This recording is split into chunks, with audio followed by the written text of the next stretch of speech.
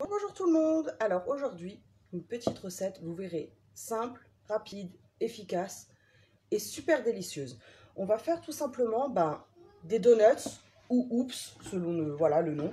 Donc dans nos petits moules à oops ou donuts. Pour ça, on va utiliser un seul ustensile principal, on va dire, le shaker. Il va nous falloir aussi les petites cuillères mesure, mais voilà, tout va se retrouver là-dedans. Donc, on va tout simplement mettre les ingrédients en fait dans l'ordre. Donc, inscrit sur la recette, qui comme d'habitude, je vous la mettrai ensuite avec une petite photo de ce qu'on aura fait. Donc, tout simplement, on va venir mettre les ingrédients dans l'ordre. Et ensuite, on va secouer tout ça. Donc, ça va être une pâte liquide. Un peu plus liquide qu'une pâte à gâteau en général. Mais voilà, ça donne des super bons gâteaux. Et donc, on va en profiter. Alors, on commence par 100 ml de lait. C'est pour ça que je les ai déjà mis dedans. On va tout simplement y ajouter 2 œufs. Donc en fait, on commence par le liquide parce que c'est plus facile ensuite pour pouvoir mélanger. C'est pour ça. C'est comme quand j'utilise en fait le Speedy Chef, c'est pareil. Je commence toujours par le liquide pour pouvoir mélanger plus facilement.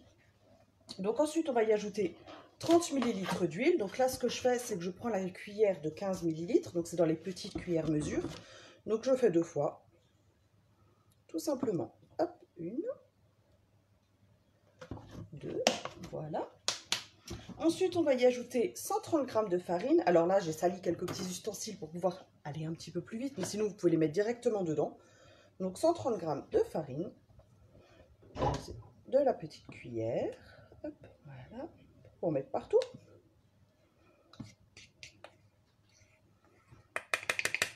Alors, le shaker, il faut prendre le plus grand. Donc, le mien ne fait que 500 ml. Le nouveau fait 600, ce sera beaucoup plus facile aussi pour vous. Mais voilà, à savoir que dans le 350, tous les ingrédients ne rentreront pas, puisque là, pour moi, avec le 500 ml, c'est juste, voilà, on ne pourrait pas mettre plus. Donc ensuite, on va y ajouter 5 ml de levure chimique. Donc là, c'est pareil, je prends la petite cuillère de 5 ml pour venir y prendre ma levure chimique. Voilà, tout simplement. Ensuite, on y ajoute une petite pincée de bicarbonate de soude, donc on trouve dans toutes les grandes surfaces. Alors pour certaines grandes surfaces, ça va être au rayon justement sucre, farine, sel. Pour d'autres, ils vont le mettre dans le rayon ménager. Il faut bien vérifier qu'il est marqué alimentaire dessus, donc pour pas vous tromper. Et après, on va tout simplement ajouter 60 g de sucre en poudre. Donc voilà, là vous voyez, hein, on a tous les ingrédients dedans. On peut y ajouter de l'arôme vanille ou du sucre vanillé, mais là je vous avoue qu'avec les 60 ml de sucre, c'est déjà bien sucré, donc on va éviter de rajouter du sucre vanillé derrière. Donc on y ajoute la l'ailette, forcément le couvercle. Toujours penser à ouvrir s'il est fermé pour que ça ne vous explose pas dessus. On va déjà juste légèrement tapoter pour faire un petit peu descendre ce qu'on a en haut. Hop, on referme. Voilà, vous voyez, on va secouer légèrement sur le côté pour qu'on n'ait pas en fait toute la farine qui se colle sur le haut du bouchon. Et ensuite, tout simplement, on va secouer comme pour nos petits cocktails qu'on nous avions fait. Puis on avait fait la première recette aussi que je vous avais présentée, c'était les milkshakes là-dedans. Hein, c'est ma fille qui les avait fait. Donc voilà. Donc de temps en temps, on peut ouvrir pour vérifier où ça en est. Donc là, on se rend compte qu'effectivement, il reste un peu de farine, que c'est pas tout à fait mélangé. Donc on va tapoter légèrement pour que ça retombe. Et on ressecoue jusqu'à ce que tout soit bien homogène. Et ensuite, tout simplement, donc notre moule sur notre grille, comme d'habitude, grille froide. Le four, on l'a préchauffé à 180 degrés. Alors, ils nous disent dans la recette le mettre 20 minutes. Moi, j'avoue que j'ai enlevé 2 minutes parce que les deux, en fait, coloraient un petit peu trop. Donc, 18 minutes, ça suffit largement, en tout cas dans un four à chaleur tournante. Parce que la première fois, ils étaient un petit peu trop dorés. Ils étaient super bons, mais un petit peu trop dorés. Hop, allez, on secoue. On y est presque. Et donc là, comme on a une pâte liquide, en fait, on va tout simplement venir ouvrir notre bouchon et mettre notre pâte, hop là, tout simplement à l'intérieur de nos moules. Hop. Voilà. Il y avait un morceau encore qui n'était pas bien mélangé.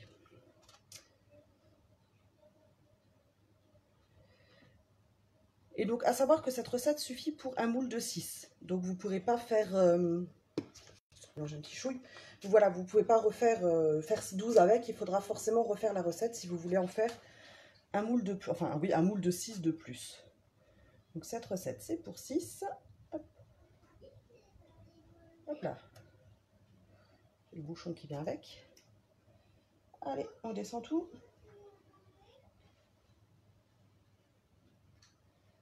Voilà. Donc là, on va venir mettre ça au four. Donc comme je le disais, 18 minutes plutôt que 20, ça suffit largement. Hop, voilà.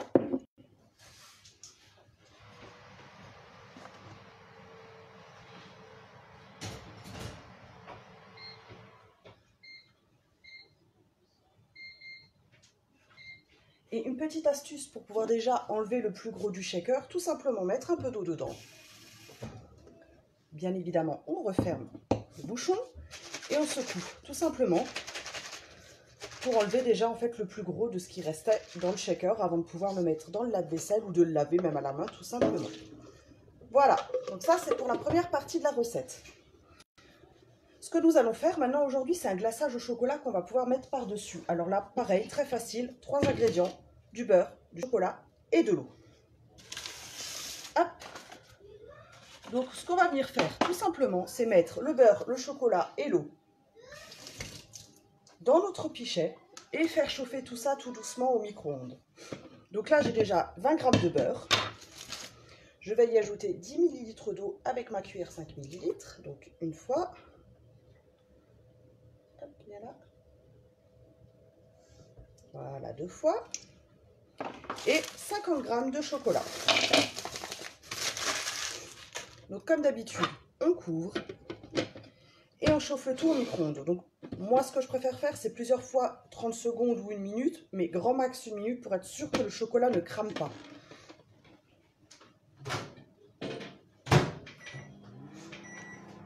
Non, j'ai dit 1 minute. Voilà. Et donc en fait, là, pendant que le chocolat chauffe, je vais pouvoir vous montrer à quoi vont ressembler vos petits donuts, parce que je les ai déjà fait une petite fournée avant pour pouvoir vous les présenter.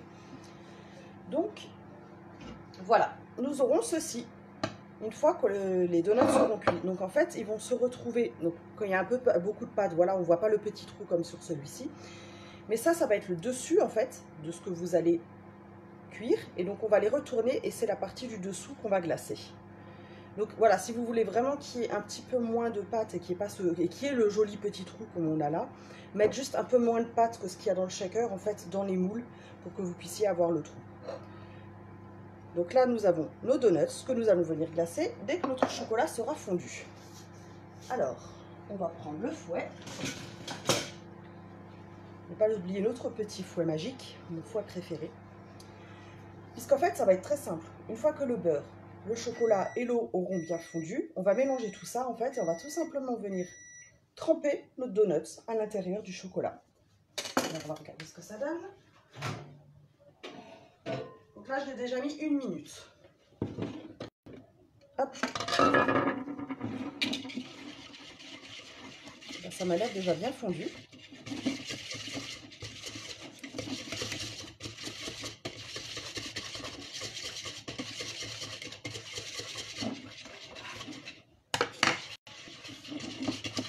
Voilà, bon en fait, oui, effectivement, mon chocolat est déjà bien fondu.